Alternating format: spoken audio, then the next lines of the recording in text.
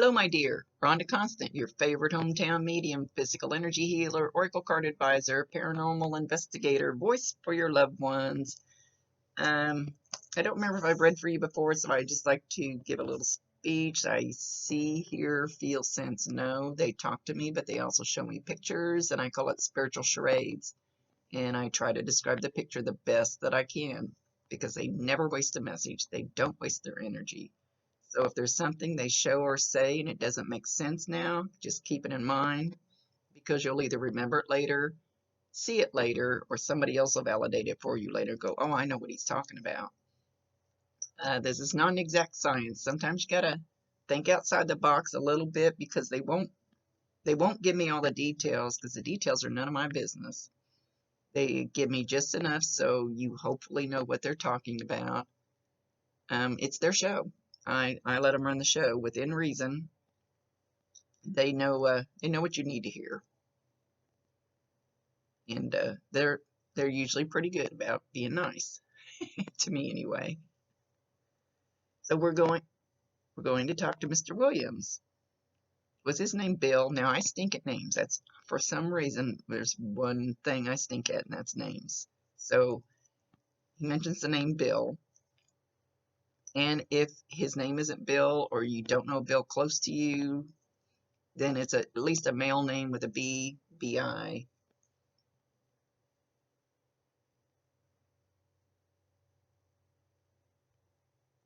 He says you're charismatic. You have charisma. You, I feel like he had charisma, but he says you do too. It's kind of like when I looked at his picture, I was drawn to him, like he had this knowing, this I know what you need to hear, and I know how you need to hear it, and I know you need to hear it with love, but I'm also going to give you, say it again, I'm not going to pussyfoot around about it. I will just lay it out there with all honesty, but with love. And he says, I still will.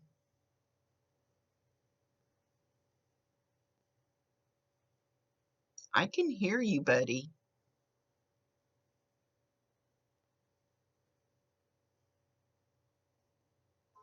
Show me again. Okay, hang on. He's doing it in different places. That's what I'm trying to figure out. He's actually patting you. First I thought it was on your leg, then I thought it was on your arm, then I thought it was on the back of your hand.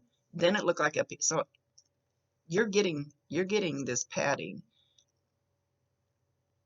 I don't know how other people will feel the energy, so I can't say exactly how you will feel it.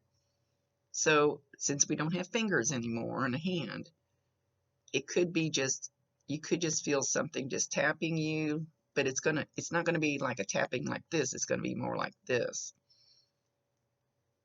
You could just feel really hot in those spots. You could feel a little pressure in those spots. It could feel like just goosebumps in one spot. Sometimes when they're trying to get my attention, it actually feels like they're taking a needle and sticking me. It's like, So if he does something too strong and it hurts, just tell him, because he may not know. Hey, that kind of hurts. Can you back it off just a little? But he's trying to pat you. He's trying to pat you. No, now he's back here on the shoulder. He's trying to pat you, let you know he's there. He doesn't want to scare you. Now he's standing on my right side and he's putting his arm around my shoulder and he's got his hand over here. He's got his arm around me, but more up over my shoulder. So you should feel that, the pressure, the warmth, the tingling. Not sure how you will respond to the energy. Whenever you get something like that, validate him, acknowledge him, tell him you love him, ask him to bring you more, give him permission. He's very, very strong. He's very, very close to you. And it's almost like you get this smell I don't think it's cologne. It's more of a manly smell. And I'm not talking about BO or anything like that.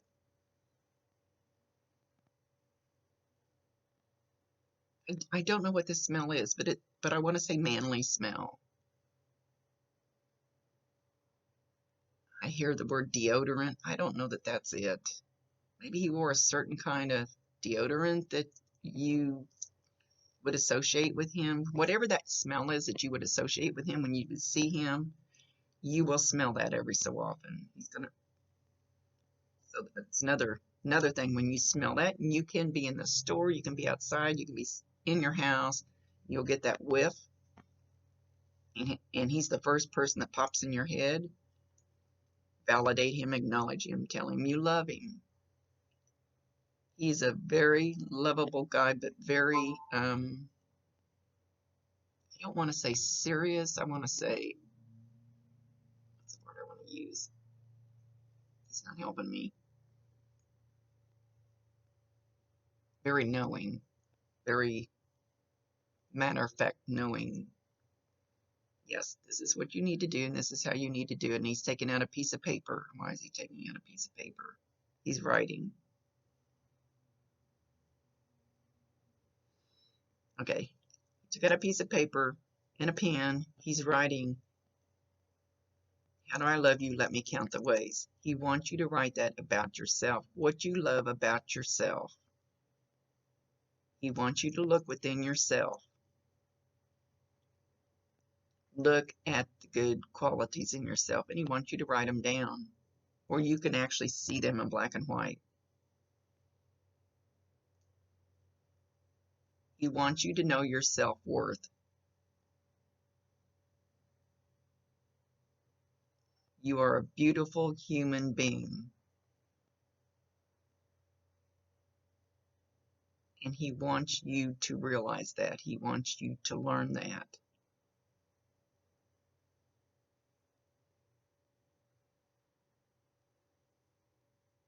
I'm not gone.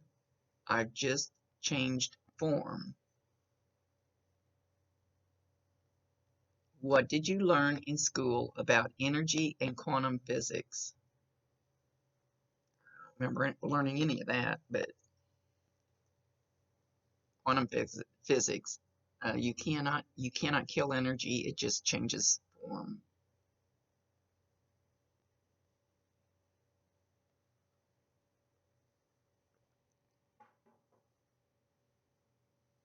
They always make my head itch. Their energy makes me itch. So I always look like I have head lice when I do readings.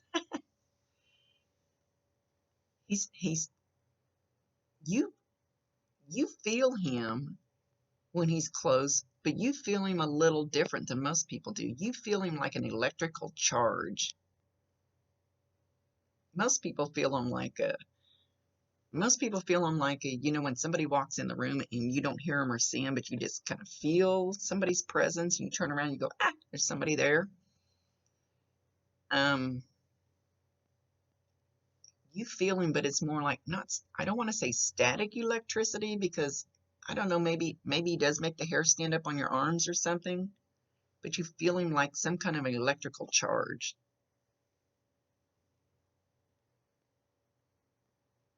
Yeah, I don't think I've ever seen anybody that feels it, but I think it's just him that does that to you.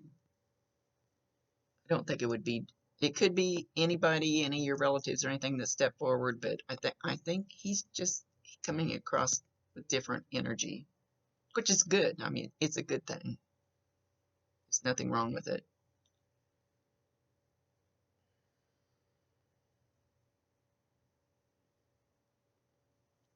All right, he's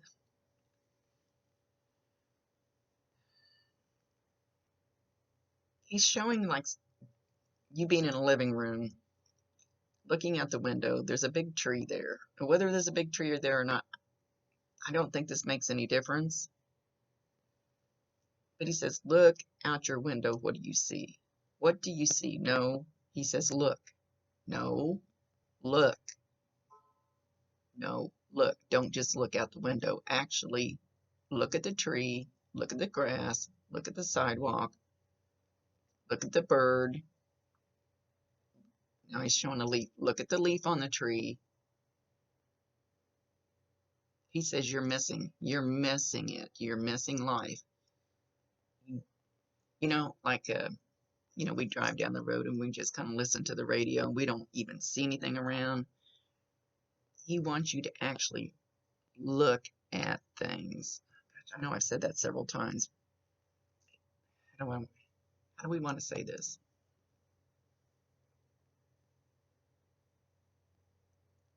He says, look at what's important in life. It's not the job, it's not the paycheck, it's not the house, it's not the new couch, it's not the new car.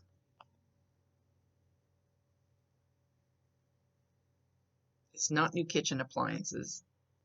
I don't know if you've been thinking about buying those things or what. It's making me itch again. See now a bird just flew by. It's actually, the bird will fly by and you don't pay attention to it because there's birds everywhere. He wants you to actually look at the bird, look at the blade of grass, look at the leaf. He wants you to go sit under a tree, lean up against it, and actually talk to the tree and thank it for giving you oxygen. He wants you to get down to nature, get down to the nitty-gritty of what life is really, really about, which is not the concrete and the sidewalk and the buildings. He wants you to get back into nature. Sit under a tree. He's got a piece of paper and a pen again. Sit under a tree and write. Actually look at the bird sitting in the tree. Actually look at the leaf. And marvel at how I got there. Trying to listen to him. Marvel at what God has done. Marvel at the way the tree looks like it dies and then in the spring comes back to life. He says that's the way things work. But that tree is giving you life. It gives you oxygen. Marvel at the beauty of God. And I usually don't preach anything about God or anything like that. I don't try to sway anybody's religion or way of thinking, but these are his words to you. He says he's not talking about going in that building and thinking God lives in those four walls. He's wanting you to go to nature and find God. He's wanting you to understand God is in that blade of grass. God is in that tree. God is in that bird. God is in you. And I always tell people, I don't care what you call him. You can call him George. You can call him Buddha. You can call him God. You can call him whatever you want to. There is a higher power. There is a source. You don't have to be in church to talk to him. So he's not insinuating you need to go to church and get closed in those four walls. He wants you out in nature and appreciating what God has given all of us.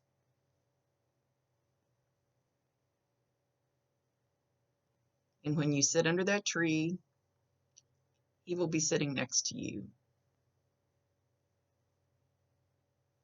He's going to sit there with his back against the tree with you, and he's going to have his knees. You're going to see my jammies, my angry kitty jammies, with his knees up, leaning back against the tree, with a piece of grass or something, like somebody puts a piece of straw in their mouth, just kind of gnawing on it.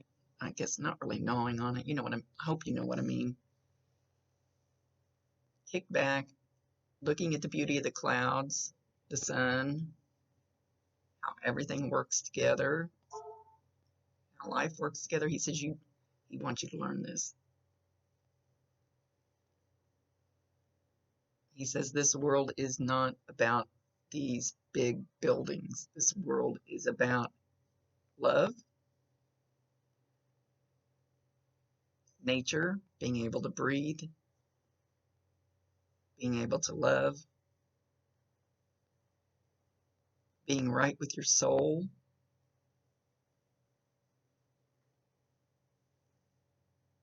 which is not about a 9-to-5 paycheck job. But of course, we have to have one, but he's not saying don't go to work. We, say it again, can't get past the we. We make the wrong things important in life. And we ignore the things that are actually the only thing important, which is love. Love for yourself, love for your fellow man, love for nature.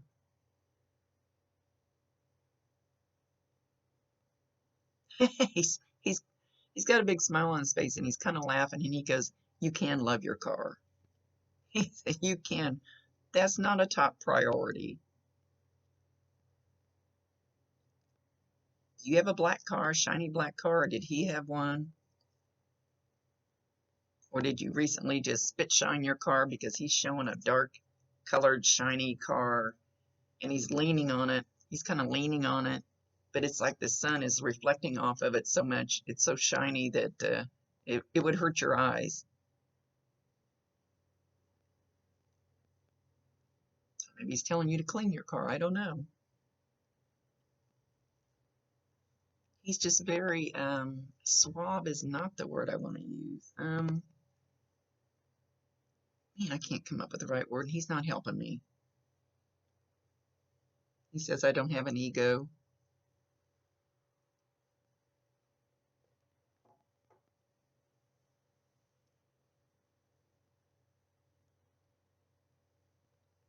You are a very bright young man, very intelligent. You're not giving yourself credit.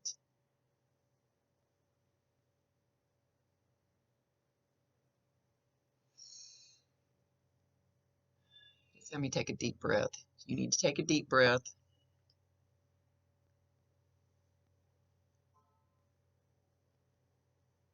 Talk to him. I promise you 1,000%. He can hear you. He can see you. He will do little things. He's mentioning a George. Now, I stink at names, so it could be just a male with a G-E name. George. Something similar to George.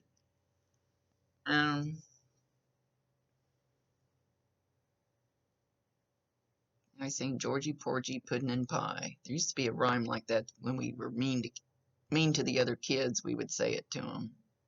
Not sure where that's coming from. Georgie Porgy Puddin' and Pie kissed the girls and made them cry.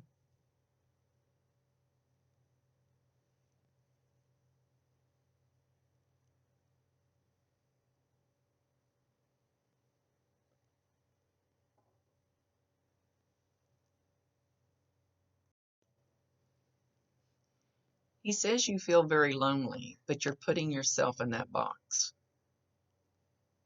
Putting yourself in that box. You're not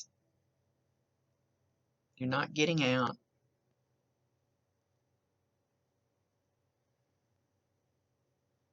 Something about the telephone. He's showing me an older phone, like the kind that's still plugged into the wall, almost like my grandmother's phone. How old that would be. That's so he might just be showing me a telephone or he might be showing me an exact phone. I never know for sure. Something about the telephone.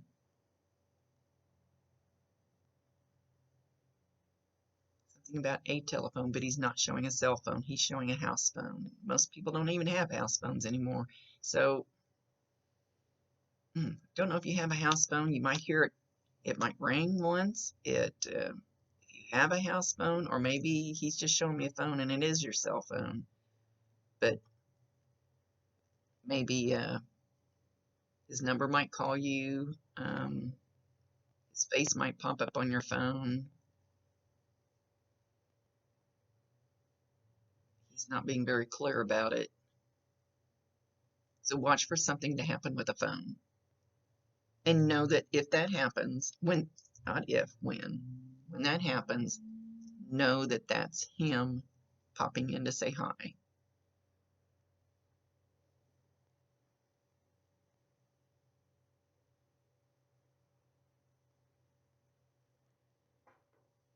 Again, he's showing you like you're in your house and you don't want to leave, and you're not putting yourself out there. You're making your own isolation. He says, go outside and breathe. Look at the sunshine, give thanks, and talk to me. I can hear you.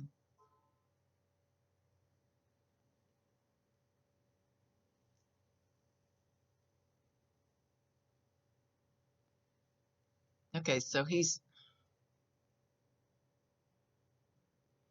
showing some little brown bird, and it's a very annoying, very jumping around, very kind of like a wren. I'm not sure it's as small as a wren.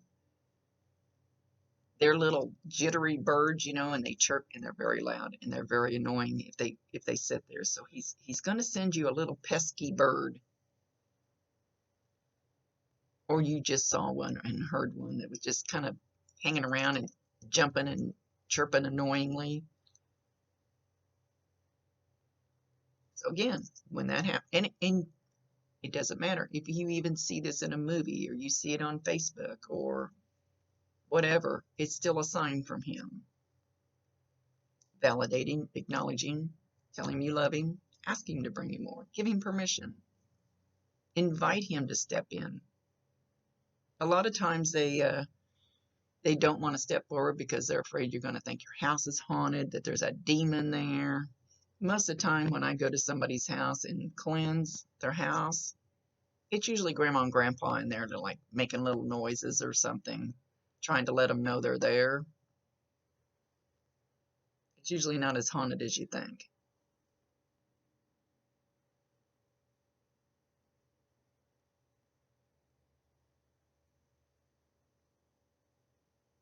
It's of your own making. It's of your own making. I think he's talking about your situation. He says your choices. Your choices. What choices do you want to make? Okay, I will tell you that they can help you. You have to ask. You have to allow for whatever they bring forward. They cannot override your free will choice.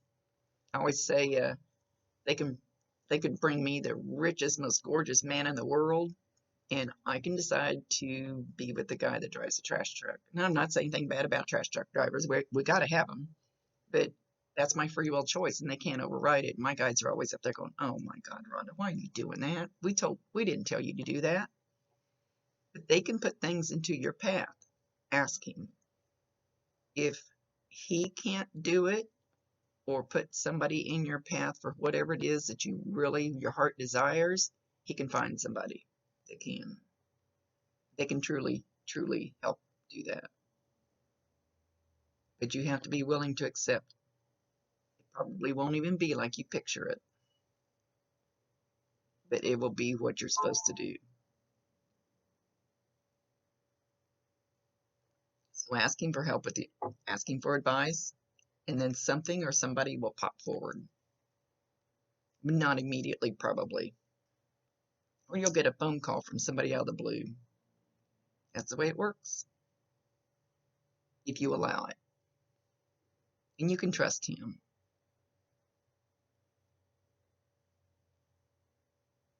Even now. He says, even now.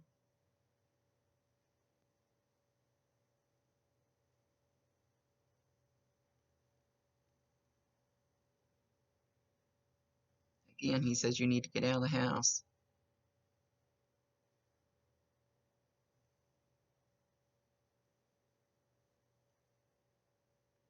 He's going back to the Georgie Porgy pudding and pie. I'm not sure why he keeps going back to that rhyme. Now I'm getting very, very warm. Very, very, very warm. Very hot.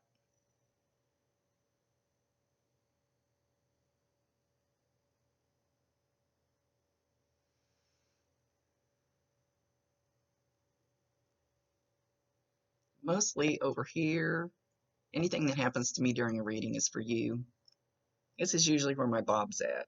So you might get really, really warm on one side of your face. When my bob, gets close, a lot of times his energy will make my ear turn bright red. It'll burn like it's going to burn off. And it gets so bad I had to ask him back that off a little bit because it really started hurting. But I just suddenly, my body started getting warm, but warmer in one area. So it could be either side. Know that that's it. He's got very strong energy. Very, very strong energy. Now my arms are feeling full, so it's his energy. So know when you get those feelings, that's him being really close.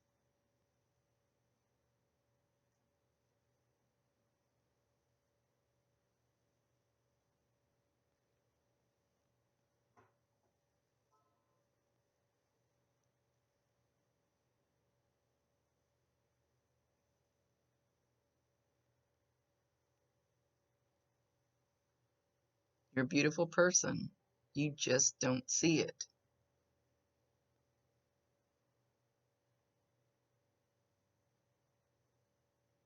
He says, what do you see when you look in the mirror? You don't even see yourself. You don't actually see yourself. What you do see is only negative. What you do see is not your true self. You don't see your soul.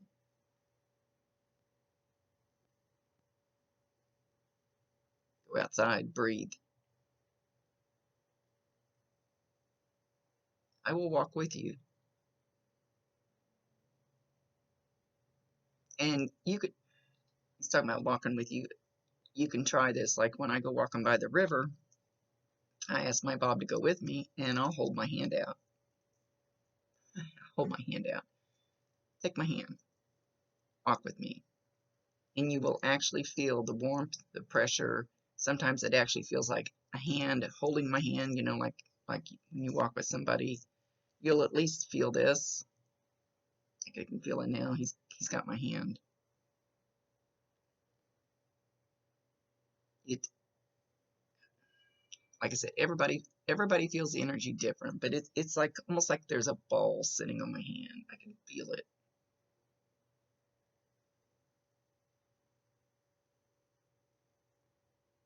You are a truly wonderful human being. You need to find that in yourself. So ask him to walk with you.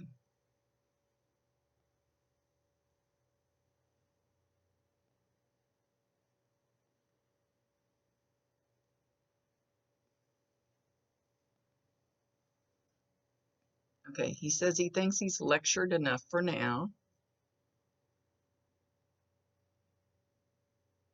Please be kind to others.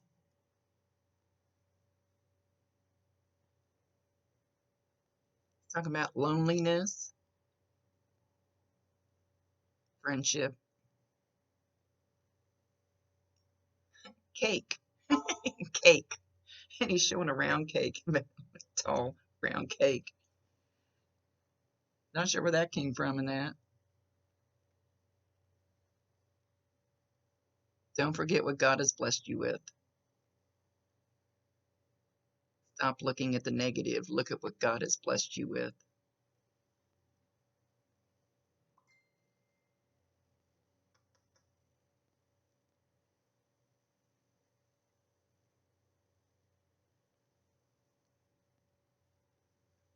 And with that, he's bowing his head in prayer.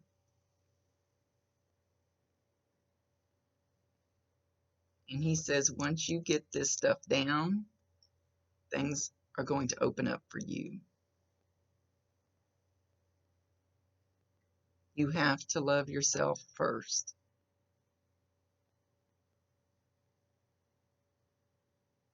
It won't come from out there. It's going to come from within. He's a very, very wise man. Very, very wise. Very gentle, very strong.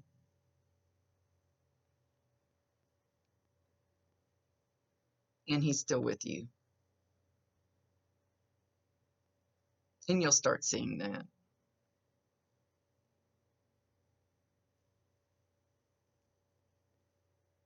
Okay, with that, he's leaving. Much love to you, my dear. Thank you for being patient through my death of my family. So sorry, everything got a little delayed. So much love to you.